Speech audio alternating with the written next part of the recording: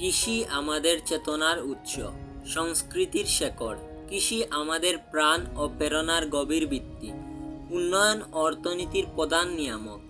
চিরসবুজ, শান্ত আর নিভৃত বাংলাদেশের গ্রামান্তরে নীরবে ঘটে চলেছে এক বিরাট বিপ্লব।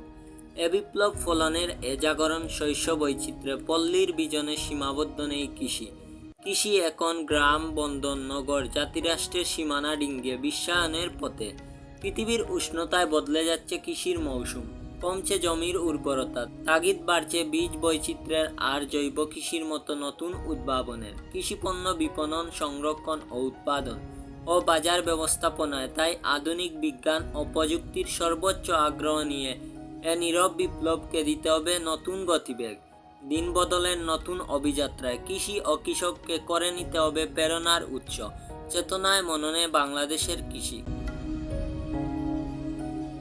বাংলাদেশ কৃষি প্রধান দেশ। সবুজ শ্যামল এই বাংলার অর্থনীতির প্রধান উৎস কৃষি। এদেশের অধিকাংশ মানুষের জীবিকা কৃষির সাথে সম্পৃক্ত। কৃষকদের সীমাহীন শ্রম আর আত্মত্যাগের বিনিময়ে গড়ে উঠেছে এদেশের অর্থনৈতিক বুনিয়াদ।